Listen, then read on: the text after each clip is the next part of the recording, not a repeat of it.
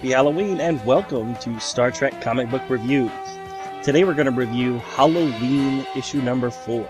This concludes our Redjac month, where we reviewed all the Redjac comic book appearances throughout the month. Also, throughout the month of November, be on the lookout for our Pike episodes. Please go ahead and like and subscribe and enjoy the show. Okay, Donnie, shall we do Halloween number 4? Not Halloween, Holo-ween. Okay, good point. Holo-ween number 4. Yep, this came out October of 2023. Written by Christopher Esquerra. Art by Joe Yzma. Colors by Charlie Kirchhoff. Letters by Clayton Cowles. Design production by Neil Utaki. Group editor Heather Antos. Editorial assist Vanessa Rial. All right, so there's 2 covers for this. The first one is by Francisco Francavilla.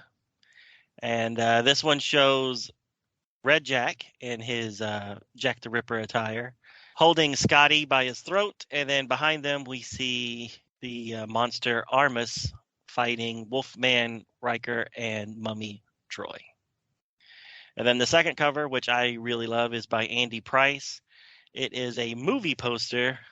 The movie is entitled Klingon from the Kwak Lagoon, and it shows Worf, but he's even more like the Gill Man than he is in the actual book, coming out of the water with a knife in his hand, and then we see the Enterprise swooshing behind him. And what does Queech mean? I don't know. Did you look it up?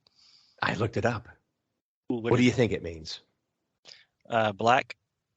Bing, bing, bing. You got it. That's funny. I didn't even think about looking it up. I did the search. Queej. Klingon. It took me a little time, but I found it. That's hilarious. All right, so the story starts off with the crew still in their Monster Squad costumes, but they no longer have the monster personas, and they're watching as Redjac and his new friend Armus start to attack them. Troy realizes very quickly that this is not the real Armus, just a bunch of Borg constructions swarm type thing, and it's there to incite the fear that Redjac loves so very, very much. Data meets the crew at the holodeck door with the missing crewmen. They step through the door, and as soon as they do so, the crewmen start to evaporate. It seems that they were some sort of illusion again, and that Data fell for it a second time. Time goes by, and Redjac and his Borg slime creature have escaped the holodeck, and they pop up from place to place, frightening the crew throughout the ship. Picard is constantly being hounded by Redjac, who shows up on the view screens taunting him. The crew do come up with a plan, but they cannot mention it to us, the reader. Otherwise, Redjac will overhear. So eventually, Picard tires of this cat and mouse game, and he orders all the crew to the escape pods, and that he is going to set the ship to self-destruct. He would rather destroy the ship to prevent Redjac from escaping. Redjac overhears Worf and Riker have a fight over whether they should actually follow the orders, so he knows he has just won himself a ship. All he has to do now is wait for the crew to completely abandon it, then go up to the bridge, use his Borg bits to nullify the explosion, and he will gain full control. So he takes the turbo lift to the bridge, and when the door opens, he finds all of the main crew still there and all aiming phasers at him. Meanwhile, Data is back on the holodeck again looking for those missing crew members. He finds them this time inside some huge tombstones in the cemetery. Hopefully he triple checks this time that these are indeed the real ones, but he frees them and they all escape the holodeck. Redjac and the fake Armus adapt to the phasers that the crew is shooting at them when Troy arrives with a little device. Redjac says that he has nothing to fear from whatever she's bringing to him. Then Troy, Crusher, and Scotty explain what this little device is. It seems that they were able to map out Redjac's subatomic personality by scanning Scotty's mind. And I guess there was still a little bit of Redjac in there after all these years. They can now excise Redjac from Block's body and then be able to disperse him to prevent him from reforming. Redjac calls their bluff and he attacks, only to be zapped completely out of Block's body.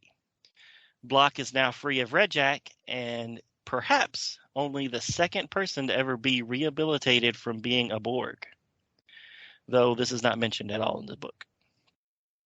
The crew then speculate how long it'll take Redjac to be reformed, and they say it'll take a couple of centuries. On a personal note, I think they're teeing up a Discovery appearance, hopefully. Later, the crew is enjoying the planned holiday party Troy was setting up way back in issue number 1.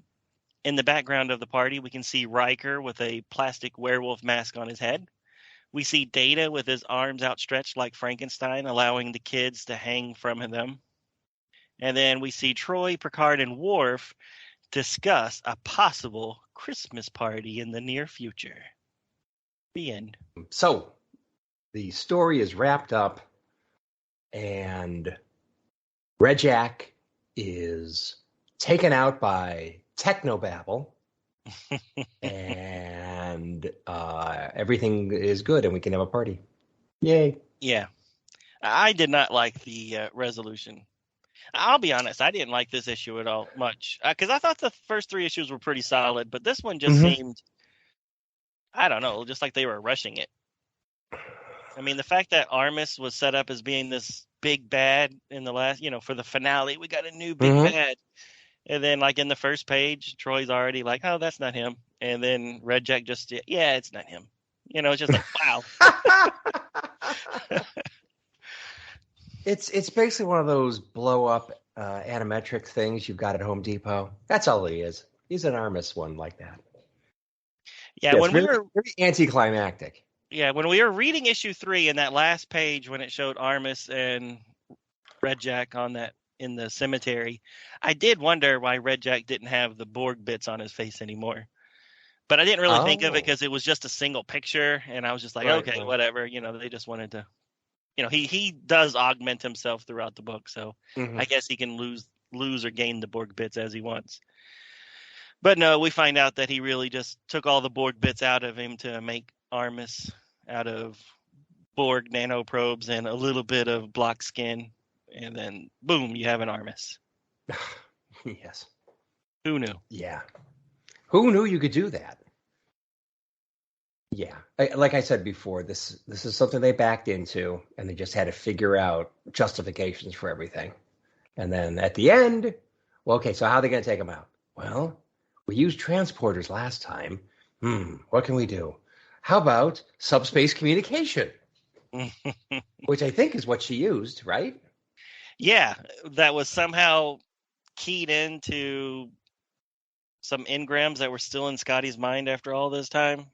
Yeah, that was the part that I was like, oh man, that sounds like some BS.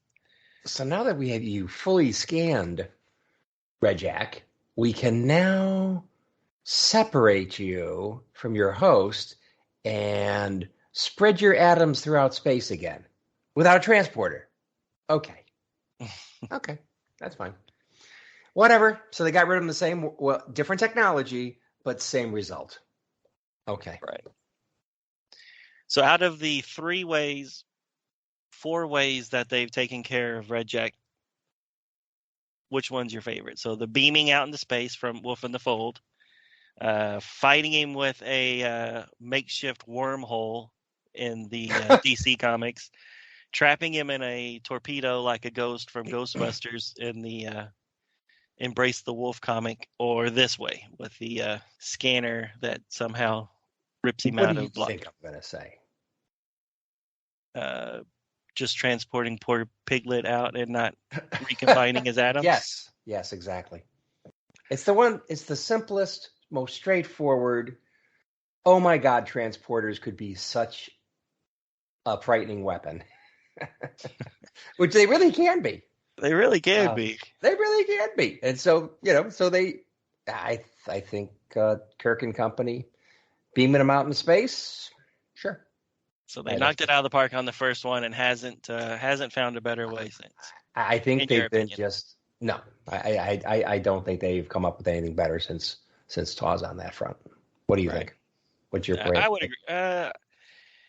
I don't know. I kind of like the torpedo tube I Ghostbuster knew you were going to say type. that. I don't know why I knew that. I don't know. Just at least he's contained. They are able to like. I mean, if we don't know what he is, right? Is he a ghost or is he some sort of I thought he was an entity that energy can enter being. people? Yeah, so he's some sort of energy being. So I guess I don't know. Containing him inside of some sort of trap Physical makes sense to trap? me. Yeah. Yeah. Well, So if you're energy, if you are in the end an energy entity and the transporter is a matter energy converter, you're physical on one end, you're converted into energy, you're sent someplace, and then recombined back into to matter. right. It's like, well, Redjac is energy. He's just energy. So the first step, transferring. Well, I don't know. I guess you can look at it two different ways. The first step in the transportation cycle is already done. Of course, I guess he was in what, Piglet. So I guess you're skipping the first step, but I guess there was a human being there. Unfortunately, I don't know. If you think too much about any of this, it doesn't work. It doesn't hold water. Right. But Right. the idea that you can do the same thing with a subspace, what, modulator, whatever that thing is. So the thing Troy held in her hands, that was another scanner, right? That wasn't the actual subspace dispersion No, I think it device they was. whipped I up. thought it was. Was that it too? Yeah, Okay. it was basically a little remote control with a dish on the top. Looked very retro. Yeah, it looked like either an old TV remote or maybe a smartphone or something with this ridiculous looking little radio dish on the front of it. Right. Right. Is I what mean, what 50s thought the future was going to look like. right. It looks like the deflector dish in the original Enterprise. So Right. it's like it's really schlocky looking. But and speaking of that page where they show that Hmm. device so prominently and she's explaining things, doesn't Troy look like she's put on some weight? She looks rather hippie. Page Yeah, 17. I didn't notice it in that page, but in the next page when she's actually shooting him with it, I thought they drew her a little different than she was in the show. I don't know. She just looks really big and hippie. So the next page you say, okay, let me look. Oh, that one. Okay, so you went 2 pages forward. Yeah. Sorry. Yeah, I guess. Although Armis is like in front of her too, so yeah, I guess she looks a little bit booty heavy. Right. Yep. No, I agree with that. I don't know. She just the actress is always so tiny. It was just a little like it doesn't quite look like her. No. Okay, so But there's a yeah, couple panels where yeah, things look a little off. right. Okay.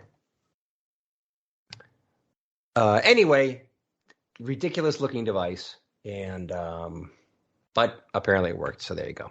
Yep. And I like how they teed it up for a Discovery crossover when they said it'll Ah, take about yeah. 2 centuries for it to recombine. And why? Okay, so obviously that would be the Discovery time frame, but Right. other than that, why would it be 2 centuries this time? Is it because subspace technology is better at scattering atoms than The transporters? transporter. Yeah, I don't know. It was 100 years, right, or 90 years, whatever, Yeah, 80 right about years. it. Yeah. And literally it's just kicking the can down the road. You didn't really solve anything No, if you're going to be like, "Hey, he'll come back in about 200 years." yeah. Like so you're okay, but your grandchildren are going to get killed by this Redjack guy. Okay, so what was it? 200 or was it 2000? He 2000, says right? 2 centuries, so it'd be 200. Oh, 200. Well, that's not Discovery. How far in Uh, the future are they? They're in the 32nd century. Yeah, you're right. I think So so. it's even further than that. Right. But But anyways, still just whatever. It's for the kicking the future. can down the road. It is, but if that's all they could do, and they could have lost control of the whole ship. Right. It's unfortunately the best they could do. Now, did did most of the crew actually leave the ship? Are they in escape pods? I don't. I don't. Did they have to go that far to sell this? I mean, would Redjack just assume that they're all leaving if all they did was walk into their rooms to hide? I would assume they should have actually jettisoned the escape pods to really Yeah. sell the ploy. Right. Right. But there's families and everything. That would be a big logistical nightmare. Right. Plus, even if you're in pods like that, escape pods, um, that anything like that's going to present risks to people. You'd have what 100 of these things, or whatever number there is, 50, 60, 70. I don't know how many there are, but there's a lot of them dotted around the ship. A lot of people on the ship, so you'd have to have a lot of them. And they're all floating around out there. They could hit each other. It's like, I'm thinking too much. I know, but And I would think that if a ship went critical, then they're not going to get away far enough to really matter. right. Yeah, we've talked about this before, that the escape pods is really just kind of cruel, especially if you were in the middle of unknown space and you had to eject in Mm-hmm. these little pods that don't have warp, and you're out in the middle of If you're out in the middle of nowhere, that's just delaying. no planets or anything. You're just like, what little oxygen is in here is all we got. We got about 30 minutes to live. Oh, I'm sure they have more than 30 minutes, but it doesn't matter. 30 minutes or 3 days. Right. It's yeah. So do they have do they have euthanasia measures inside those shuttles or those pods? Well, let's be practical. That's pretty harsh. Well, I'm just saying. So I like the little party thing at the end. The kids look like they're having a good time. And then Riker's got the kind of plastic Wolfman mask kind of on. It's on his forehead or something. Right. So at least he's got a costume on. No one else does. Everybody else just has their uniform. I mean, the kids have costumes, but Riker's the only guy that goes a little extra distance, has the Wolfman mask. He's probably trying to impress one of the moms. Ah, that's it. So let's talk about Data real quick. Okay. Did he get really stupid in this issue, or was it just me? Oh, just because what's he supposed to do? In last issue, issue ended with them realizing that the crew members that he went to go save were illusions. And then this story starts... Were they illusions, or were they just transported or swept away? Because they didn't really show it, not like this one. This one, they actually show them kind of dissolving, that they were not real. But the other one, it was like 1 minute they were there, and then the other minute, bing, they're gone. Right. So you don't know if they were completely illusions or not. I don't think. But yeah, fool me twice. So then when Redjac got more busy, they came back and Data grabbed those guys again, and then they also ended up being ghosts. Not ghosts, but illusions. Illusions. I don't know. It just seemed weird since they had already shown that those were not real crew members, and then they're all surprised. But in the end, he did save them from those really tall obelisk with the crosses on top. Yeah. Well, third time's a charm. There you go. Well, Data's persistent, boy. I'll tell you, he's going to go back again and again until he gets them. Yeah. And I mean, so I'm assuming that they were holodeck characters, and then they were able to come outside of the holodeck before they faded away. Yeah, I guess. I mean, we have seen that in Star Trek when that gangster stepped out of the holodeck and then died, but he was actually outside of the holodeck before he died or disappeared. Right. Disappeared, which never made sense to me in that episode, but I guess it happened. Well, the only way you can actually be there is with the holo emitters, and they're all in the holo deck, right? Right. But I guess they can project a little bit outside of the holodeck. Apparently. They have that kind of range. Okay, let's just go with it. But anyway, no one will ask the question. No, I'm asking. I like that second B cover also. That was good. Although he looks a little skinny. He does. He just seems a little skinny in the upper chest. Yeah, a little bit like the Shape of Water. That more like that one creature. Yeah, in the chest. Just that he's very spindly. There you go. But he's got his shoulder. What do they call that? The shoulder thing. But it's all seaweed or something. Yeah, seaweed here instead of that knitted metal stuff. Right. But I kind of like that they had that little touch, which is Right. definitely a Worf thing and Definitely not a a Worf creature thing. from the Black Lagoon thing No. or a Shape of Water thing. Right. So what did you think about the whole fake out where they couldn't basically they were just kind of all doing their own little thing, but they're not telling us the reader what's going on. But if you go back and reread it, there's no like little hints as to what's even going on. It's just like, it's showing Guinan like doing dishes and little Right. kid, a teacher reading to the kids Yeah. and then all of a sudden Barclay runs into the med bay, and then the next thing you know, they're launching all the escape pods, and it's just like this really seems weird playing.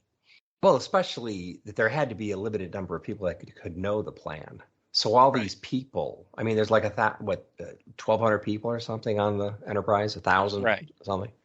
You can't tell them all.